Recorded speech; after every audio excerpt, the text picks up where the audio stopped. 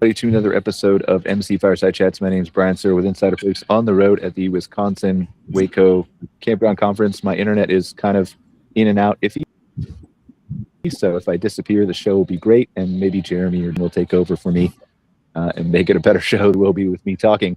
But super excited to be here for you. We are here. Well, we got Casey. Casey's going to join the show. He just popped in behind the scenes there. What's up, Casey? Hey. How's everyone doing? Good, man. So we're just getting the show started here. Excited to have you. Obviously, welcome. So let's just go around briefly and introduce ourselves. Well, Casey, you want to start? Last but not least, to join the show. Last but least, yeah, sure. Casey Cochran, VP of Partnerships here at CampSpot, reservation system and marketplace for the campground and RV space. Welcome, Casey. Thanks for being here. Jeremy, you want to go up? Me? Jane? Okay. Hi, everyone. I'm Jane Cohen, CEO of Campground Consulting Group. Thanks, Jane, for being here. Jeremy? Yeah. Hey, everybody. My name is Jeremy Johnson, co-owner of Kona Hill Campground, located in Marquette, Michigan, in the Upper Peninsula. We've got a blizzard going on right now, but we plan on being open in a couple months here, 6 or 7 weeks. Awesome. Well, hopefully the blizzard goes away by then. March is a snowy season where I'm usually at right now in Calgary, but seems to be fine here in Wisconsin. Serge, our special guest, one of our special guests for this week. Yeah, absolutely appreciate being on here. Serge Mashkov here with Lancaster Log Cabins. Oversee the sales. We sell park models across the U.S. So mainly rustic log cabins, and now getting into the modern space as well. Awesome. Welcome, sir. And last but not least, Sean. Hey, thanks for having me, guys. Sean from Wonderland Resorts, the founder of this eco-adventure resort thing we got going on here in Asheville, North Carolina. Awesome. Excited to learn more about it, sir.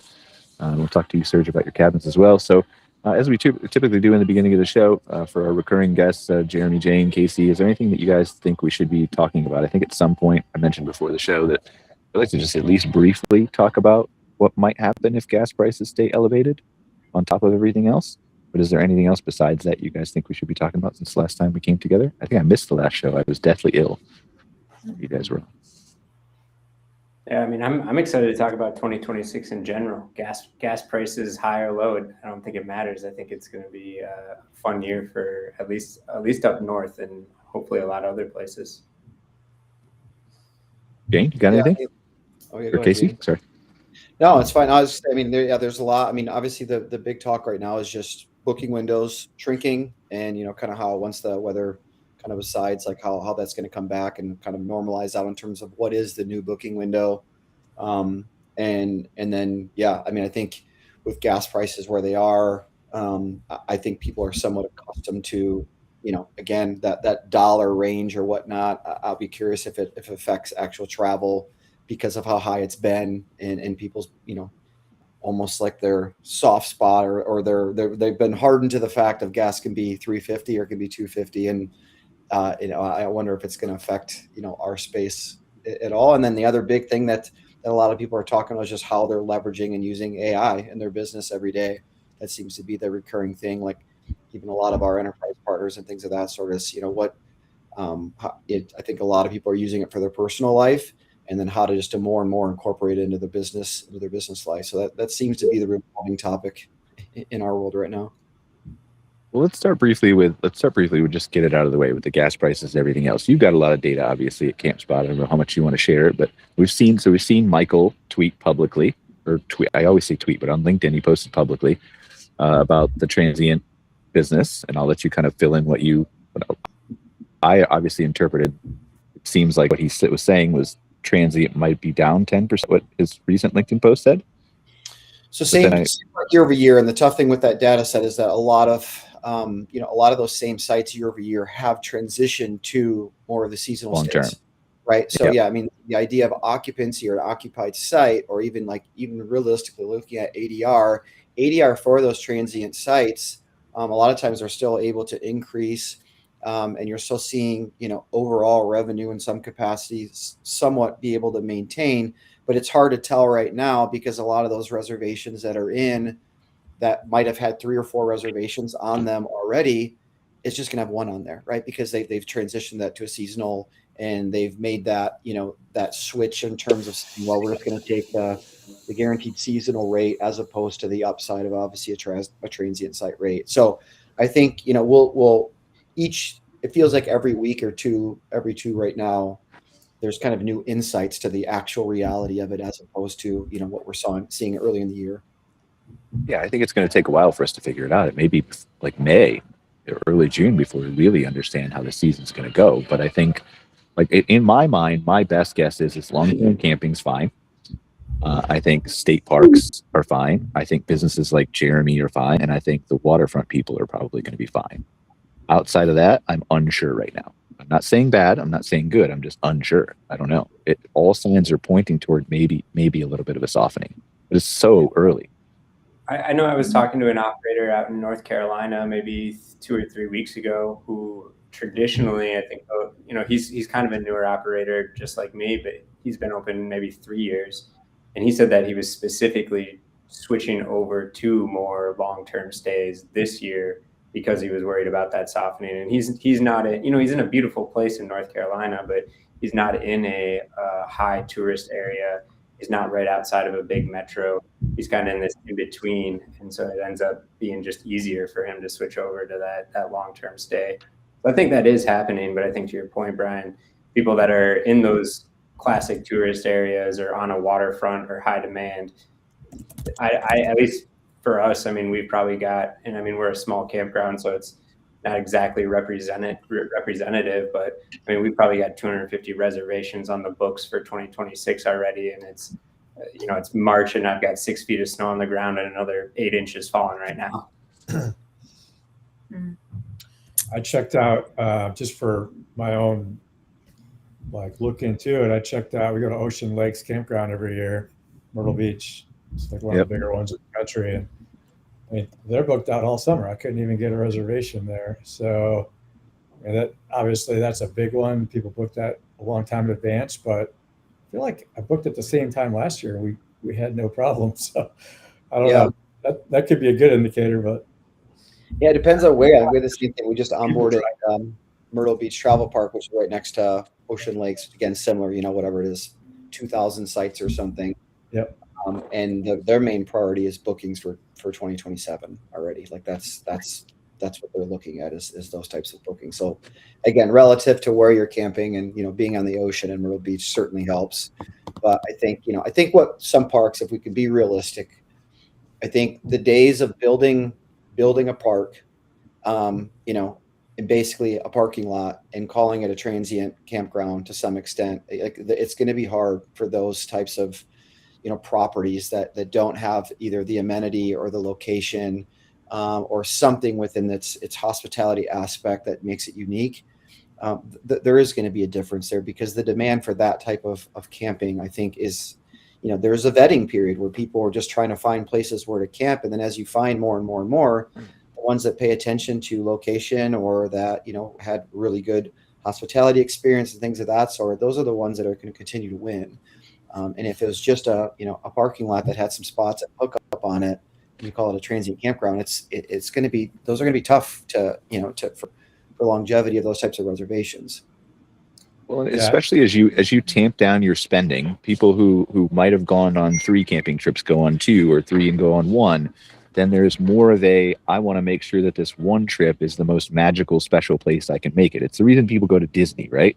Like Disney is almost a guaranteed good vacation. So it's low risk if you're going to spend your one vacation there. And so I think that's where you're going to start to see people like the Blue Water on the ocean front in Delaware and Maryland, like the Myrtle Beaches. They're going to have good seasons still because that's a more of a certain thing. If that's my only vacation I'm going to take, it might be a little bit more expensive, but I know it's going to be good. Yeah. This is Jane. I agree with all of you that destination locations, or more so destination areas, you have continued to do well. Even in the past couple of years, they've continued to do well. And they typically don't have a lot of extended stay, right? Or seasonals. But there is a trend for more seasonals. As far as the economy goes, I mean, I've been in this business for over 50 years. And so lived through gas shortages, recessions or depression, if you want to call it, lived through people getting, laid off, the collapse of the banks. And at one time I had 13 parks, and we always had a better year before. All right. And not all the parks were located on the water or located in the best locations that were, locations that people were driven to, let's say. So I do feel there's a big element of the operator, the customer service. It's also an element of what you offer. That I think over the years, competition has gotten stiffer, right? We there's a lot of nice parks out there now. In the days, there weren't a lot of great parks out there. If you were a great, more sophisticated operator, more modern, you really were different than the pack. I don't like the word transient. So I don't know how you guys feel when we say transient. When I say transient, I think of the parks that are right off the highway. Those are transients, right? People, we have a motorhome, my husband and I, we're just off the road for the night, right? We're just at that park because it happens to be where we need off the road. But, I think of more either short-term guests or long-term guests or vacation type guests. And then, of course, there's extended stay that are guests that are living there, or guests that are extended stay, like a seasonal, a second home. So, how do we define? So I think the economy and demand all has to do with what business model you are. These days, it's more temperamental to what business model you are. And a bad economy or high gas prices, I think gas has to really go way high before it starts affecting us as an industry. I think it's a very small part of the equation for what is spent. Like I feel they'll cut out going out to dinner before they'll cut going on a camping trip, period. So they can cook in their rig instead of go out to dinner. So there's other ways they can make that camping trip become affordable. Yeah, I agree with you. The data is there to back it up. I've talked to Scott Barr about this before, how they will cut things like they're just going out to eat before they cut the whole travel experience. I don't think that gas prices impacts our industry traditionally isolated all by itself as much as some people think it does. But I think gas prices compounded on top of some other things that the economy is currently going through. That's what worries me more than gas prices itself. Is that fair, Jane? Or yeah, I think that's very fair. But the research also supports that one of the last things that people don't do is they don't give up their vacation, right? They don't give up their family time. So they might change how they do it, but they don't give it up. It's like the very, like times really have to be bad before they're going to give that up in the family. And luckily that's the business we're in, right? And even luckier for us is we're in an industry that out of all the vacation choices, we're pretty much the most economical one.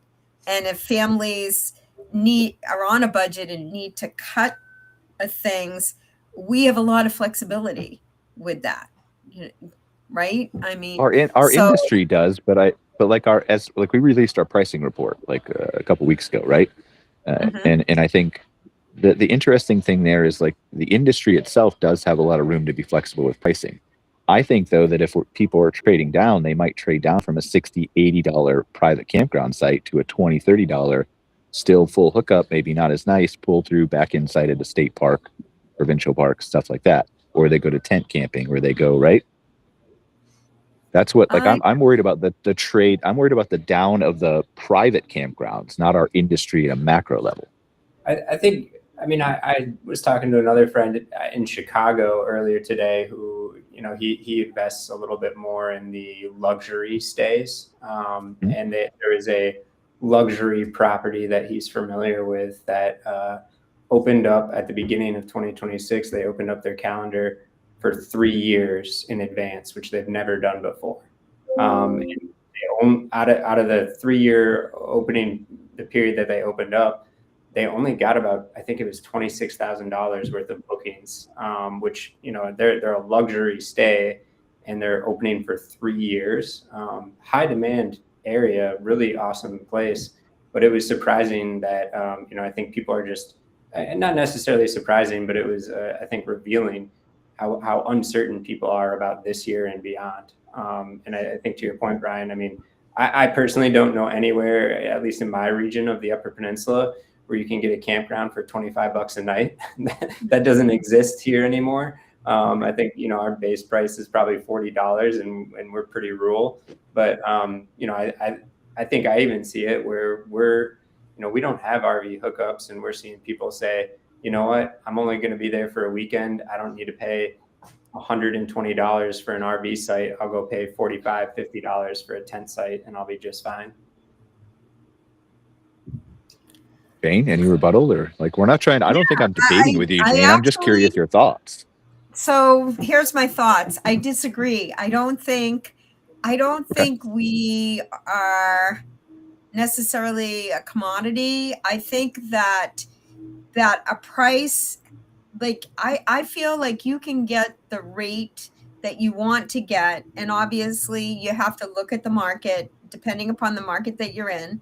But I just feel that rate is built on value and what your value is and what your location is. One of the places I love to camp is in KOA in Sugarloaf Key. Okay. And they get, their sites are, you can't get a site for less, the site in the back, the crappiest site in the house is $200 a night. And you know what? It's full all the time. And there is your location. It's because of location. Yes. But it's also, there are parks that are in that area that aren't full, in, July, because July is not season for them, right? It's not high season. But, it goes back to value and what you offer and services, customer service. So I think that is how price is set. And I have not believed or never believed that campers are that conscious about the rate at the campground. I think if it's a campground that they want to go to and a place that they want to be that has the amenities and the facilities that they want, they're not then pricing it I could go to this other one for $20. I think where they're going to save the $20 a night is save it on something else while they're camping. I just know that of the campgrounds that I've owned and operated, my most expensive sites with the most site amenities always had the best occupancies. Jeremy, any thoughts? I definitely don't disagree. I think the value is what people are looking for, whether that is, in our case, it's not the amenities in terms of hookups, whether that's sewer or electric. In our case, it's nature. It's being next to trails, it's being next to the town, it's being next to water. And so it's to me, it's wherever, if I'm competing with the RV park down the road, which there's one down the road for me, 4 miles, that they are a parking lot off the highway. And their prices are, yes, they've got full hookups, but their prices are 3 times as that I am. I don't have full hookups, but I'm 4 miles closer to town. I'm right across the street from the water, and you're fully immersed in the woods. You're not in a parking lot. So I think to Jane's point, the value is there, not just in terms of I'm cheaper, but also you get a better experience. And that's why, I think people are going to be looking for that value more and more as things get a little bit tighter. I think we're all in agreement. I think we're all agreeing. We're just saying it in different ways, right? I think whether it's oceanfront, lakefront, waterfront, amenities, you have to have a difference maker, though, is what there are. I don't know what the percentage is, right? But there are a large percentage of RV parks in the United States that probably don't have a differentiator. Correct. Versus other RV parks. And those are the ones that I'm more well than anything else. Yeah.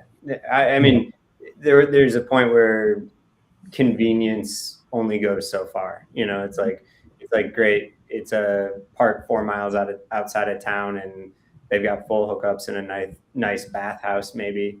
But like, there's nothing else around you. You're literally in a parking lot, and it's just like that. That's not going to be enough value to bring somebody in and keep your park full all summer long, or whatever your season, if it's fall or winter, whatever it may be. Yeah, but I that's think interesting. Oh, sorry, go ahead, Serge. No, go please. Yeah, the less I talk, the better the show is. What you said, Jane, I think is very interesting. With us building park models, we're seeing a massive turn to luxury with any resort RV park that's opening up, where you have bigger sites. It's all about luxury. Like you said, it's all about amenities. It's about providing the value. It's about providing things to do on site. And there is a big group of people now we're working with that are shooting to get $300 to $400 a night at their stays. And yes, as Jeremy said, in theory, it sounds good. I'm curious how those play out long term. Jeremy knows somebody that is open with the luxury stays and the luxury lot. Does that really pan out? I wonder if it's too big of a gap from the luxury that we're seeing that people are going after and what more people are used to. I just wonder if that gap will fill, because a lot of what we're seeing is bent towards luxury. There's a lot of parks that are developing, they're working with, and it's all about luxury. It's queen beds aren't big enough anymore. It's got to be king. It needs to have water on site. It needs to have X, Y, Z. So I am really curious how those parks do long term with the price changes in gas and how the market goes as well. Yeah, I mean that being said, I think it's because. Oh, go ahead. No, go ahead. You're good, Jane. Go ahead. I think it's so. We're we no longer campgrounds no longer just cater to campers, right? We have rental units, all types of rental units now. So we really cater to the general public as well. There was, I've been around long enough to, we were one of the first campgrounds at our New Hampshire property to have a cabin, right? And back then it was your rustic cabin, right? So it had the little kitchenette. And Serge, I know you guys still sell. Lancaster is one of our favorite cabins that we recommend people. But I know that, and then all of a sudden my dad and I talked about, well, let's have a deluxe cabin. And the deluxe cabin had like more of a kitchen and had more, had a bathroom. Wow. Right. There's a novel concept, right? And then all of a sudden, nobody wanted to rent my rustic cabins. All my rustic people, even though they were 2 to 3 times the price, moved into my deluxe cabins. Okay.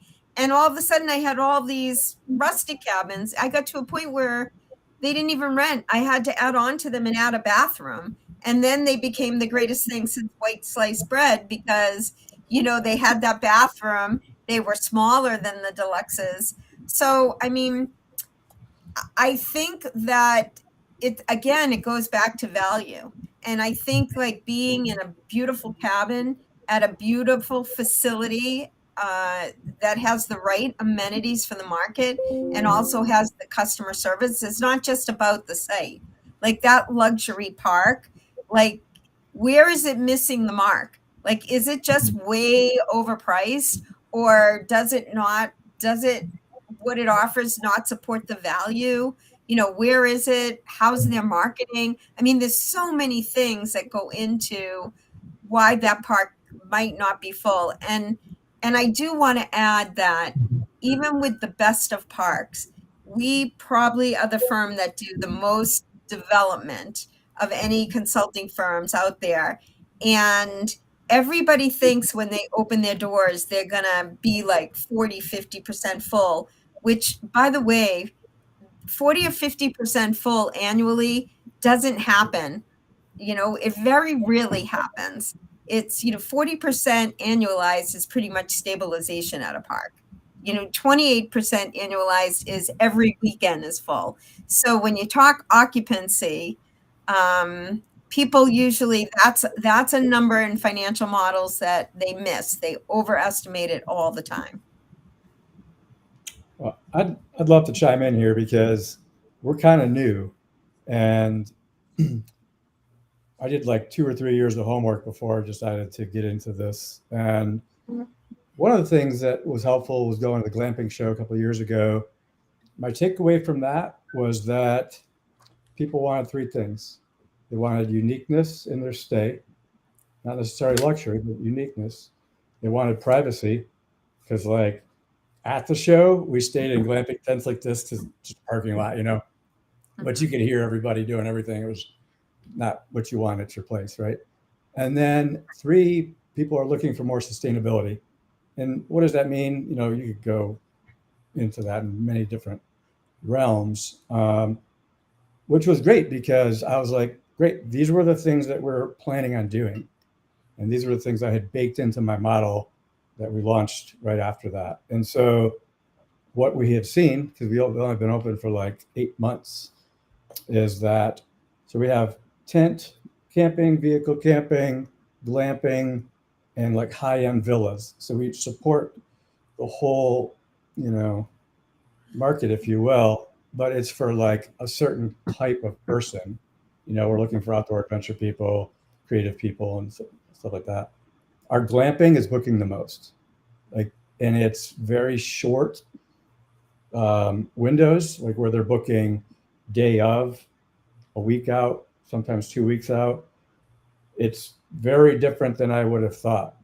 But again, we're really trying to just market to a avatar type, as opposed to like a dollar amount in phase one, so that we can then take our learning from that into phase one to figure out like, what do we really want to build based upon what people are using.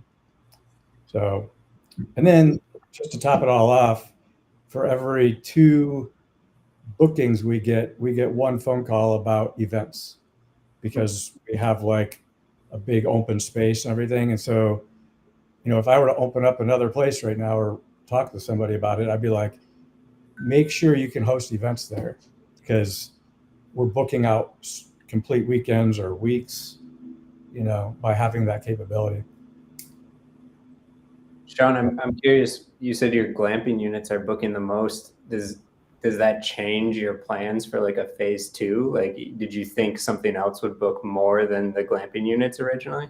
Well, originally I thought that the cabins or the villas would be, but these are like $300 to $400 a night. And the good news is we have more glamping. As a business owner, it makes sense financially to build glamping because it costs less, right? Yeah. And it's not like, the villa costs 5 times more to build, but you don't charge 5 times more for it. So there's that, that delta there. But as like a business owner, the villas are more of an asset, right? So the entire property is worth more, and there's less maintenance on them.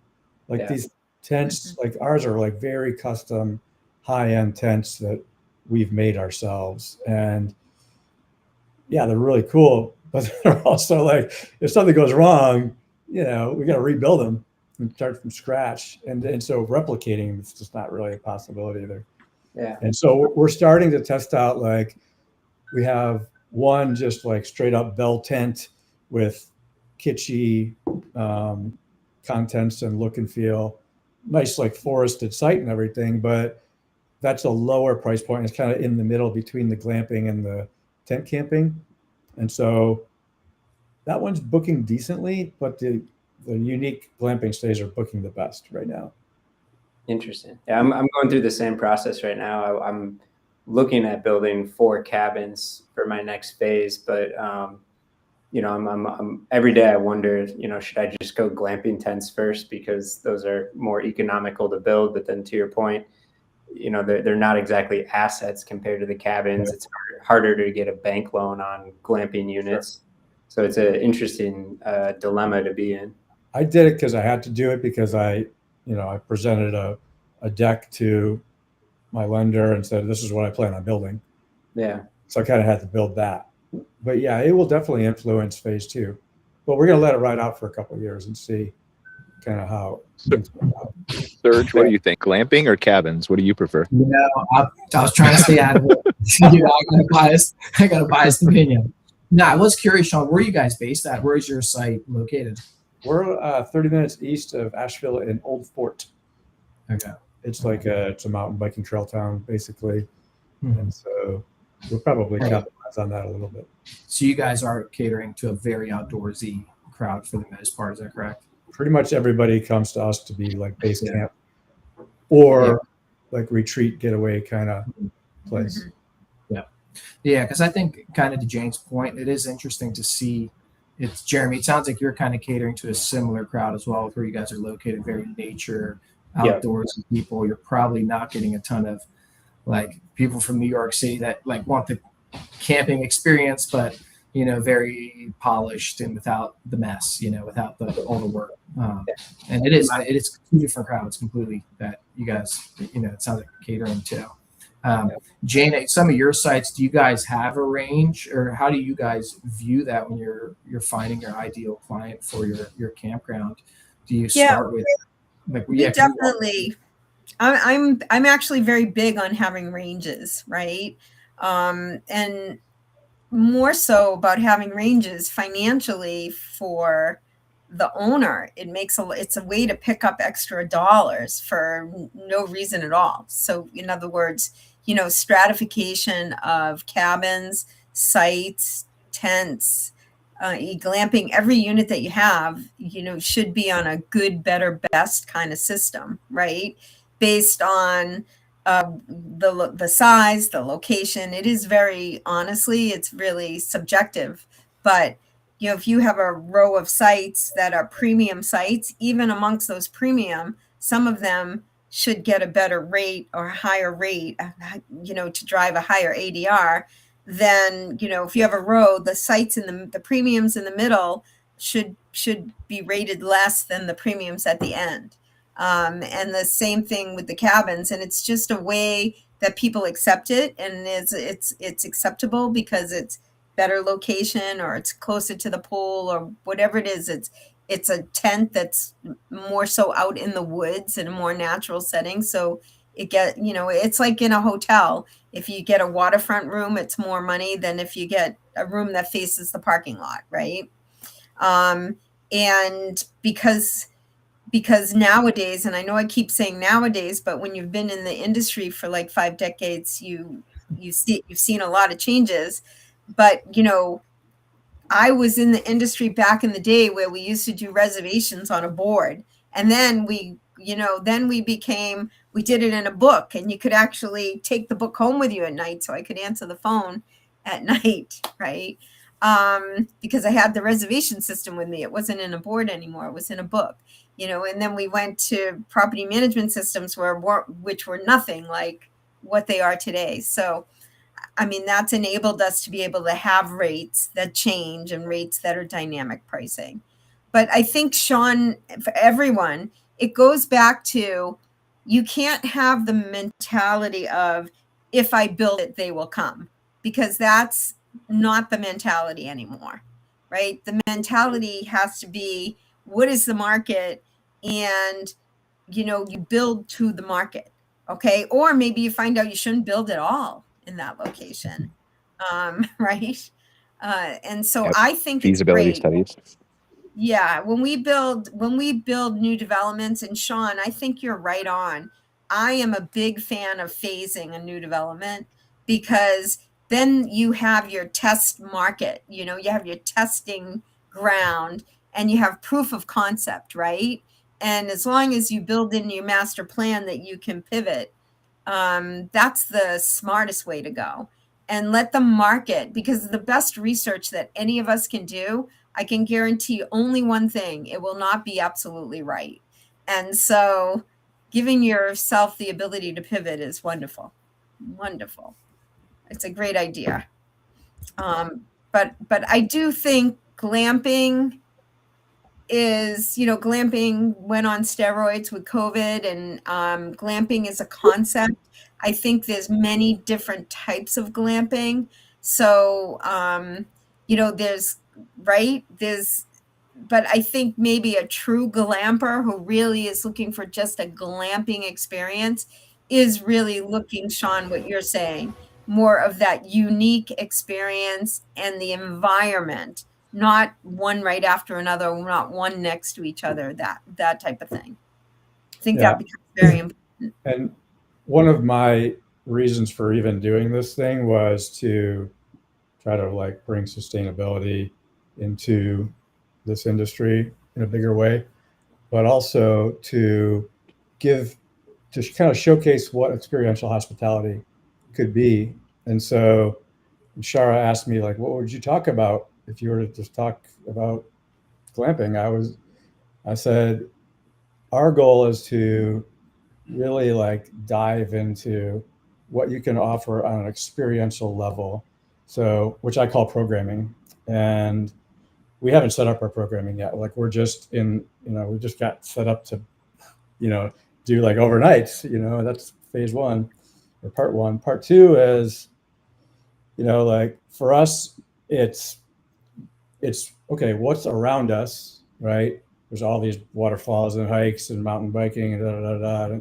So it's creating the tour partnerships and the ride directors and itineraries and all that stuff. And then what's inside the park, right? And this is where like it's really fun for me because I have the background in experience design, and we really want to showcase like what's possible. And so like some of the things that we're working on is nighttime, like blackout foraging tours. We have night goggles, take people through this really diverse forest that we have and go foraging in the pitch black nighttime. It hasn't really been done before. And then we've got a trail, we call it the Soul Trail, which is designed so that when people get there, it's just like a little loop through a cool rhododendron forest, maybe like 15, 20 minutes.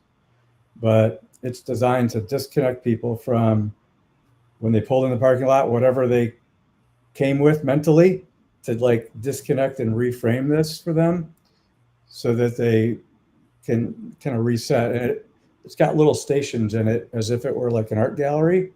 And you go through and each station connects you with one of your senses. So, like the 5 or 6 senses, whatever you want to call it. And by the time you get done, and you don't take your cell phone in there, right? That's the other thing.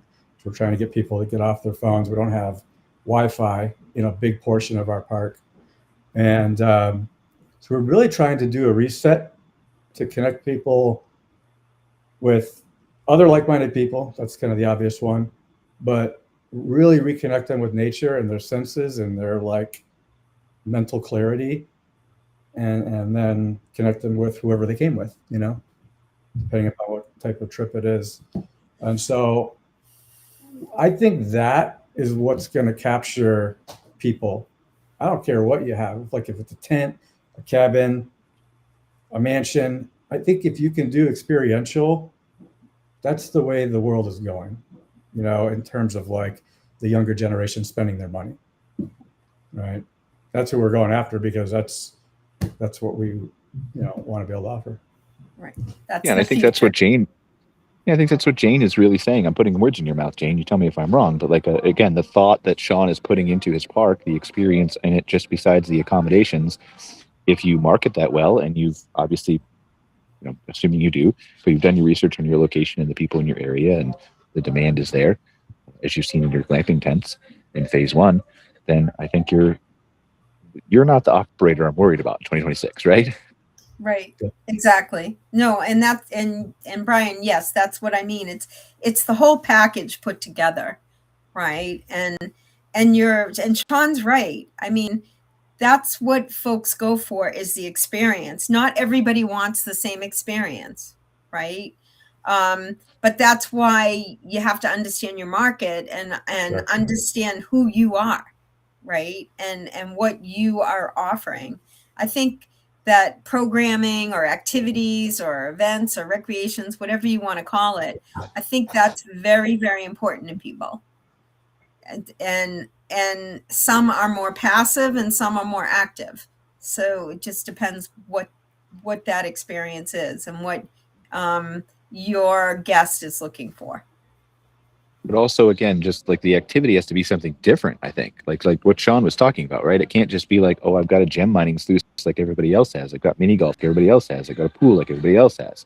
What in these times, right? And it did work for 40, 50, 60 years, right? It worked fine to just have a pool like everybody else. Right. But I But think now you got to it's think like, differently. You do. And now there's like things that are just expected to have, like Wi-Fi, for instance. Wi-Fi is a utility now. Okay. So it used to be, oh, wow, we have Wi-Fi. Not anymore. Like if you have water, sewer, electric, you've got to have Wi-Fi. That is a utility. So as we go down that path, and I know people want to disconnect, and they do, but they want to make sure that they have some Wi-Fi nearby, right? That We they give have them a Wi-Fi connection. like in the common space, and then But when you go But back you have to your, to have it. like, yeah, for sure. If you just said we don't have Wi-Fi at all, we just give us your phones at the door and da da da da, there would be people that would want to do that. But my guess would be most guests, even though they say they want to disconnect, they still want Wi-Fi there. We're gonna play around with it. We're doing like our first digital detox weekend, which is just like a retreat this summer. Yeah. So it'll be interesting. I can let you know how it works out, but it is literally like collect the phones when you check in, but you also know what you're signing up for, right? It's very right, exactly. So there's people that yeah, exactly. There are people that, like you said, that they know that's why they're coming there for that weekend.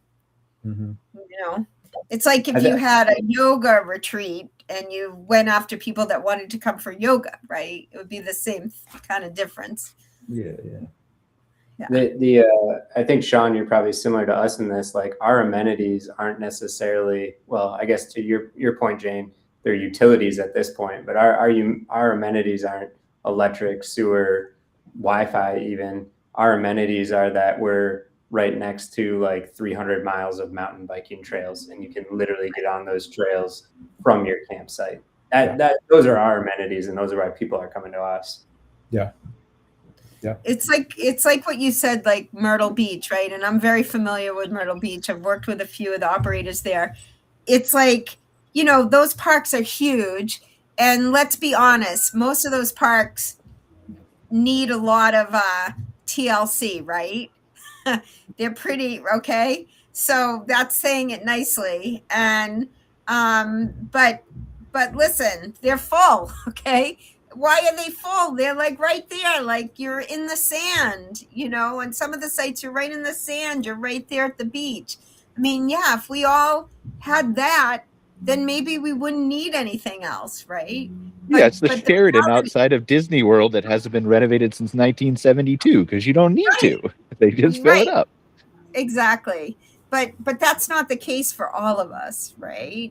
So we need a lot more. Jeremy, with a site like yours and Sean's, where it is nature-based, are you guys constantly looking at creative ways to take it to the next level? Having bikes on site as opposed to have people having to bring them, or to elevate that experience? Or are you trying to keep it as blank canvas as possible and it just be more open form with? I would say we look for ways to, I don't know if elevate's the right word, but like highlight. So for example, we've got two different outlooks on our property. One looks out over Lake Superior, 270 degrees, which is super awesome. But then there's certain issues with access, right? We're 200 some odd feet above the lake, and below us it's just a straight cliff down. So there we have to build access. We have to make sure it's safe for people, and then even doing things like place revealing. I think people might know it more better as place making is I think what I originally knew it as, but now a lot of people are calling it place revealing. Like that lookout is an old quarry site, and so it's like, let's tell the history of that. Let's let people know what was here before, why this is here now. And then same thing with our other lookout. Our other lookout actually is one of the few spaces where you can see this old Native American village that is it's actually currently a state corrections facility. So it's a really hard thing to get access to because it's a prison. But we have an overlook that looks over it. And so that's one of the few places where we can actually tell that story and inform not only the local community, but the tourists who are coming to visit. So similar to like what Sean's saying about doing night foraging tours, there's an opportunity to augment that natural experience and tell a story and give an experience to guests that they probably wouldn't have on their own. They probably wouldn't know that these, whether it's edible items in the woods or this beautiful view exists because of an old dolomite quarry. They wouldn't know that without that augmented experience. Mm-hmm. No, it's unique. Yeah. Yeah, it is. As you guys were talking about the Myrtle Beach, we talked to a client down there that on beach fronts that's looking to add cabins, and there's nowhere land though. You guys are saying that's it though. They're able to stay full because you can't add anybody else. There's no other property to buy there to build another site. Unless you want to drop $20 million. But I do think there's such a difference, as you're saying, Brian, with these sites that your campgrounds or RV parks that don't have a state park right next to it, or some big nature kind of centerpiece you can revolve your campground or RV park around. So I do feel like there has to be a lot more creativity to elevate that experience. Yeah, I like it. Like I hope the industry is pushed more toward creativity because there's so much beautiful land that I think is underutilized. Just like you were talking about, Jeremy, you haven't underutilized your land, but just the trails nearby that you could take advantage of that most people don't even think about. Because people have just showed up in RV parks for 40 or 50 years. They haven't had to think about that. Yeah. So I think this pushes the industry in a really great direction. That was our reason for doing it. We found this 80 acres at the edge of town that was absolutely underutilized and was an old quarry site. And, locals knew about it and used it. And, unfortunately were trespassing on private land, not before we bought it. But even as somebody who grew up here, I didn't really know about it. And so it was like, hey, why is this beautiful piece of land with all these awesome amenities, natural amenities, not being utilized? And that was something that it drove us to do it. And also at the same time, it was solving a problem locally because we have so much inherent tourism here, and these tourists had nowhere to go. Brian, I think we've talked about it previously, but the city of Marquette actually just enacted a ban on camping overnight in city limits last year. Because so many people are coming here and they have nowhere to go. I mean, every Friday and Saturday night in the summer, I get a phone call saying, please tell me you've got occupancy. I'm coming from 40 miles away. And I'm like, call the next town.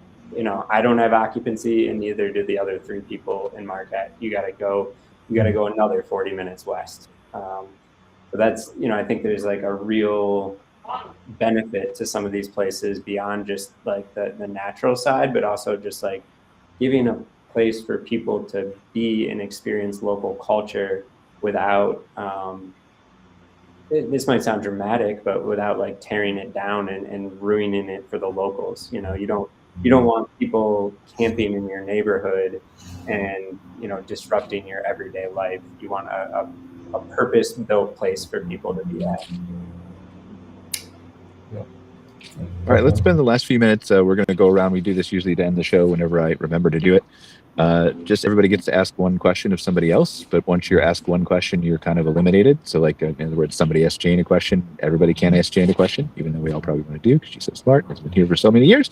So Jane, you want to start? Just ask anybody, Sean, Serge, or Jeremy a question. And anything you want to know? Yes. I'm going to ask Serge a question. Put him on the spot. So, right. What do you, as a cabin manufacturer, what do you see as any new new types of cabins or new types of amenities in cabins, or where do you think cabins are going to go now? You know, Yeah. because we're Yeah, starting I to think see different designs and different things. And where do you think they're going? The yeah, I think industry park models the headed? big push has been, like you said, kind of how you were experiencing on a smaller level. You go from your little rustic stay to a bigger, more grand cabin with a bathroom, and I think the elevation of luxury is just constantly going up. We're having to relook at our options. We're adding more luxurious options now. We're swapping out from a very simple shower. People want to, they want the glass door and the tile now in their stay, and it really is. I think it's just this. We're getting into a place where there is no room for laziness. You're growing or you're dying. I think in the industry now more than ever, like you said, Brian, because you have to be creative. Like just doing enough is not enough anymore. You have to do more than enough. You have to constantly try to elevate what you're doing, because if you're not, your neighbor is. So yeah, I think the modern push has been really big over the last few years, and that's why we're actually in the middle of rebranding right now, going from Lancaster log cabins to Lancaster cabins, and we'll still do the rustic cabins. We do almost, what was it, 680 last year. So we'll still do that, but there's just been this huge push towards, you guys seen it, Sean, you would have seen it at the glamping show, the all glass cabins, all these epic experiential cabins, the Instagrammable, Pinterest-worthy stays is, I think, what the market's kind of demanding now, is that Instagram-worthy stay. That, I went and, like you said, Sean, we did this night experience. People want to showcase what they did or showcase their experience, and that's the same thing in the cabins now.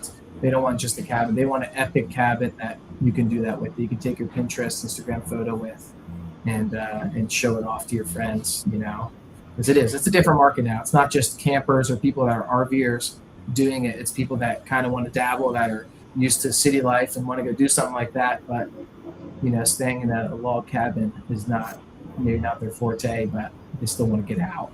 So that's what we're seeing, a lot of that modern push. All right, Serge, it's your turn to ask a question. Before you do, though, I want to tell you, go back and pitch this to Dan after the show. The best money you will ever spend if you want to get into different types of cabin design is go to the SETT conference, SETT. It's in Montpellier, France, and it's like 20,000 people attend.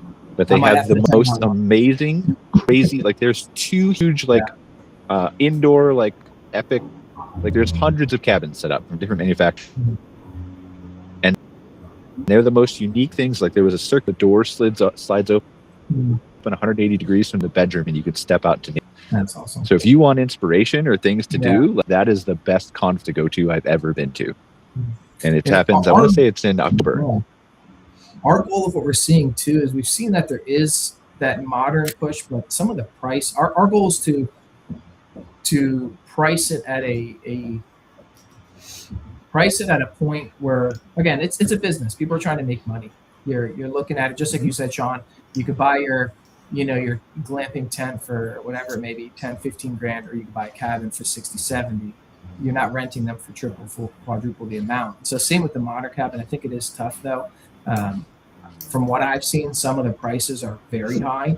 And I do wonder, again, for people like Jane or, Sean, you're looking at return, ROI on that too. So our goal is to get into that modern space at a very low cost compared to the competition. I mean, that's our goal. We have this assembly line style. So you go steal the inspiration from the Europeans, is what I'm saying, and you do it a little bit different.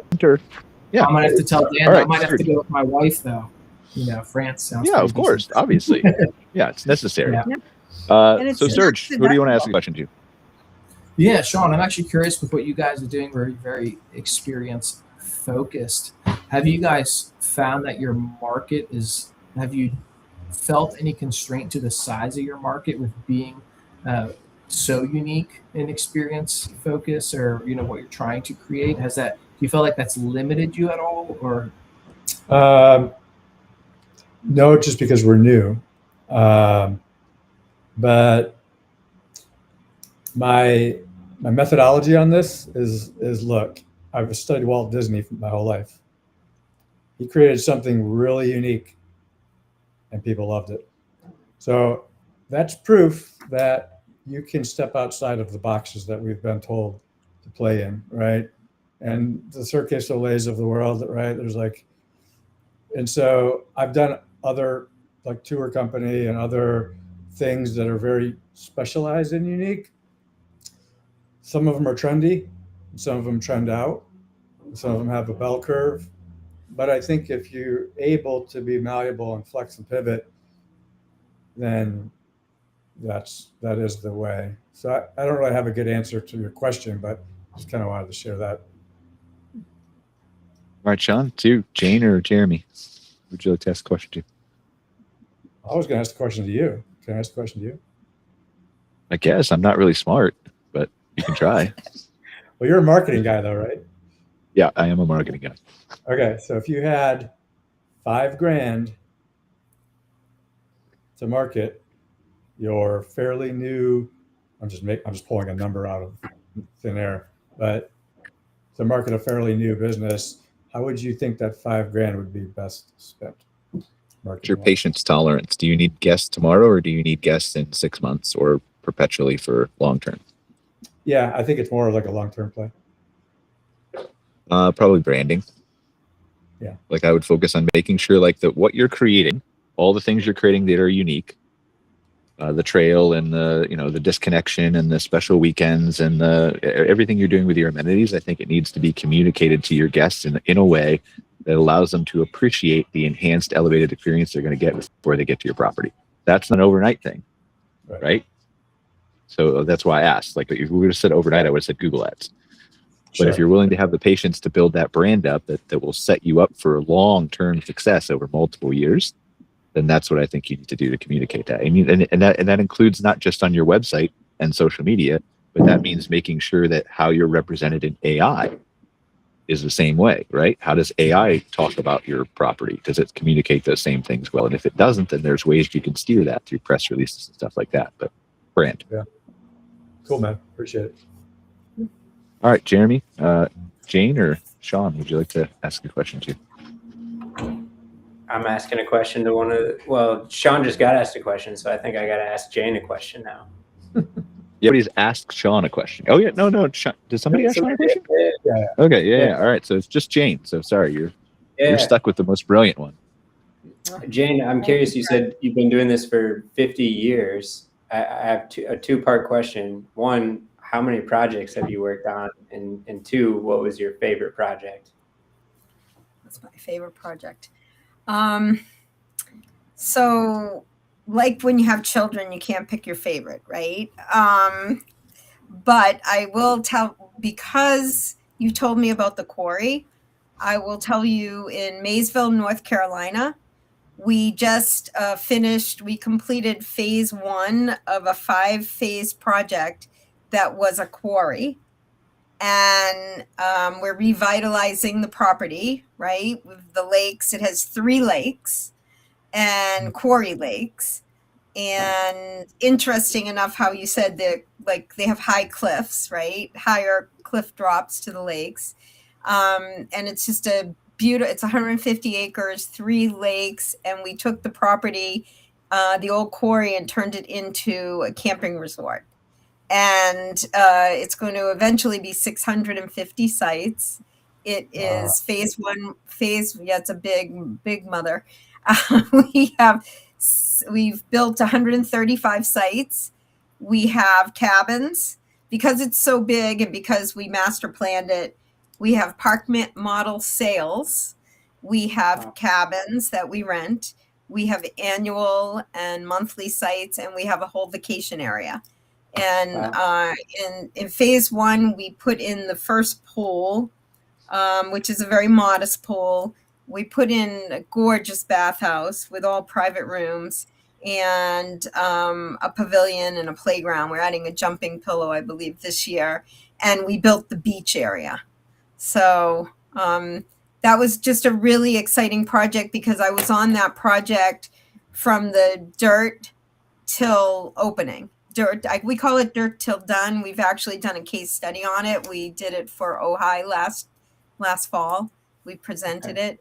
So that was really a fun project. I'm working on another project now totally different, that is going to be very high end, and we're going to actually sell lot sales.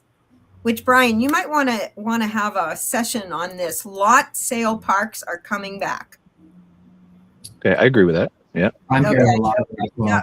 Lot sale parks are coming back. This past year, I've done, in 2025, I did 4 separate studies that were lot sales. I probably haven't done a study on a lot sale park for 8 years. So they're coming back. And this is a new one that we're starting.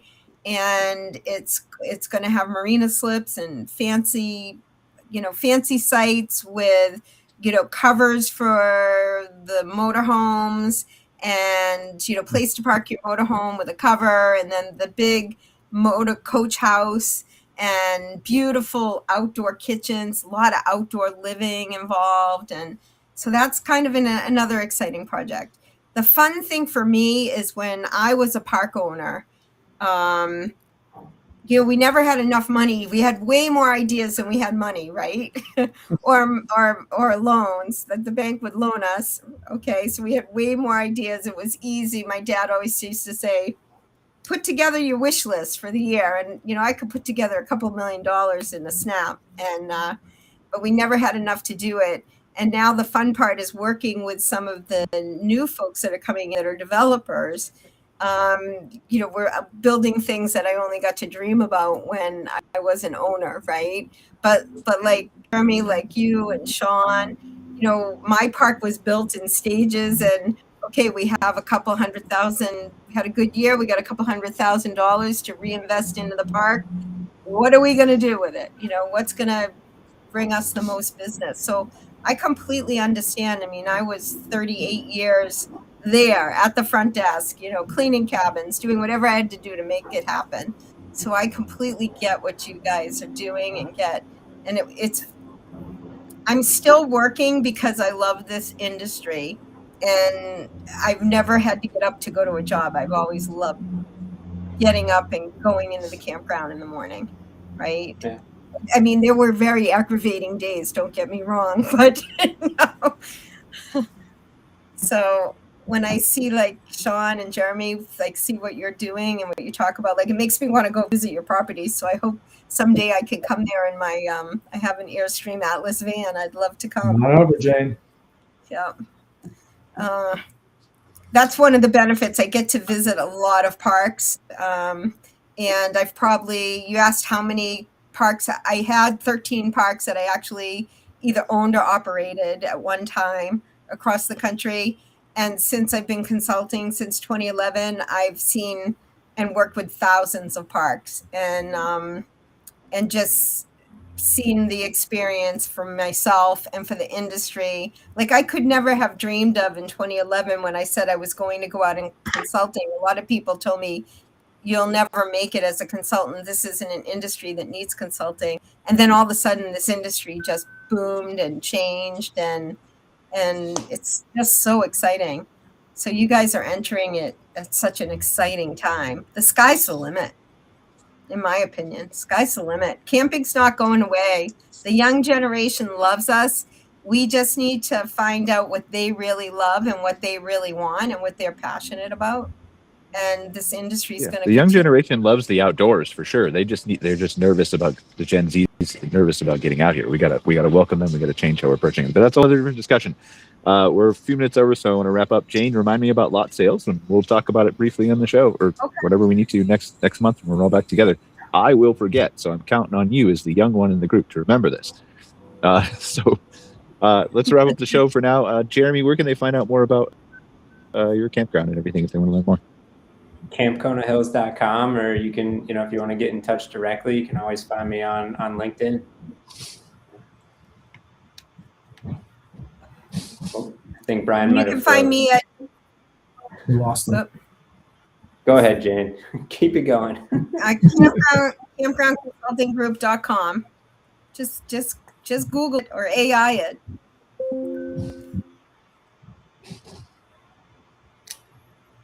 Well, it looks like Brian checked out. Brian.